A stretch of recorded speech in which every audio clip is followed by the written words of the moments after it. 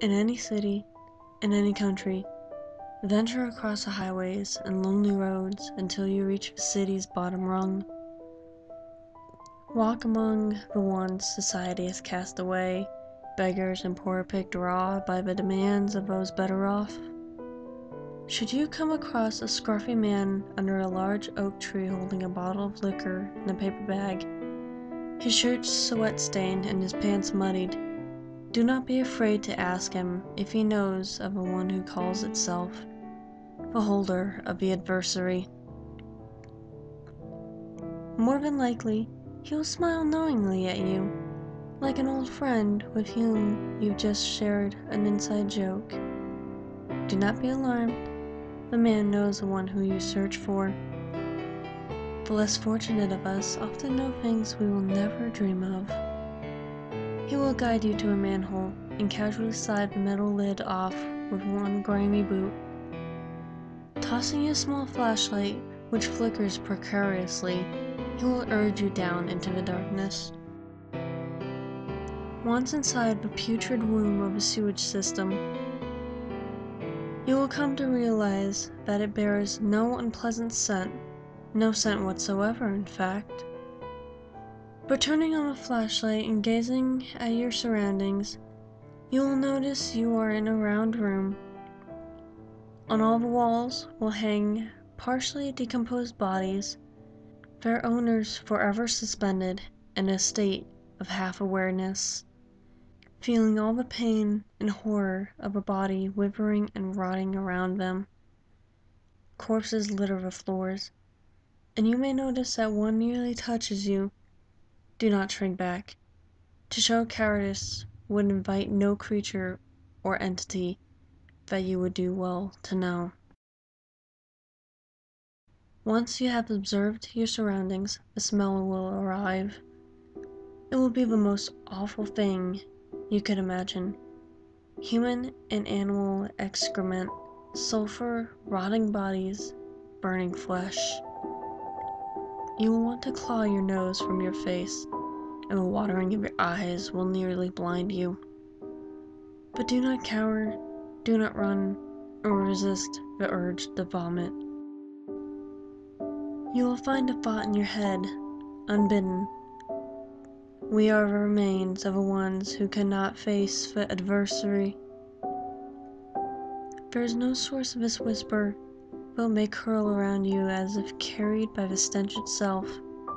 Suddenly, the bodies will rupture and burst, one by one, releasing more of the horrible stench and bathing you in rotted bodily fluids and slimy chunks of human refuse.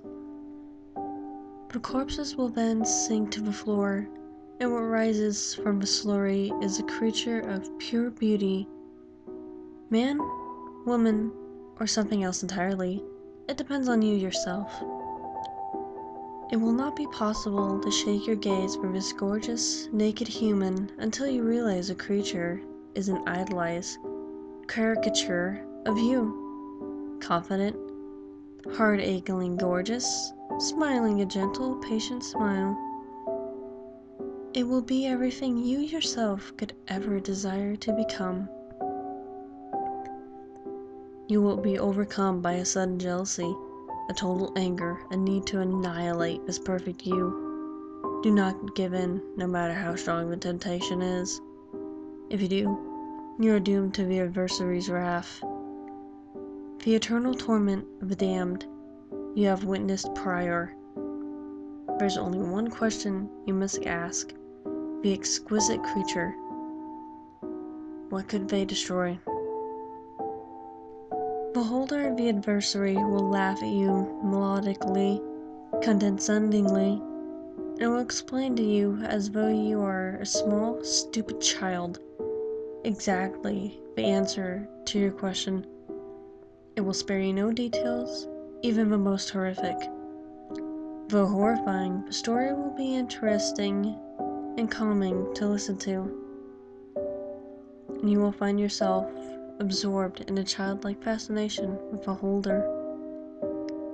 You may liken its story to one told to you by a loved one or a guide when you were a child, and you will know that you now have a key to defeating the adversary, that which a damned cannot acquire. At the end of the story, Beholder will ask, smiling pleasantly, "What will you do now, my child?" If it asks you anything else, or tells you something different, your fate is sealed. And when you eventually emerge from the sewer, the ragged people you have encountered will descend upon you like ravenous animals, and tear you apart with tooth and nail, feeding on your body.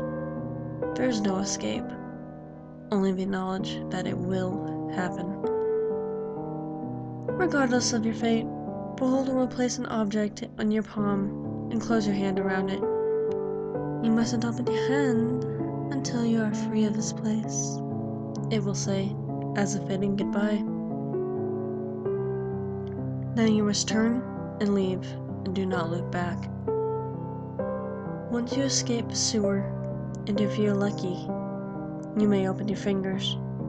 What you will find there is a green plastic army man toy. The toy is Object 14 of 538. It understands how to defeat your greatest foe, and must never be allowed to join the rest.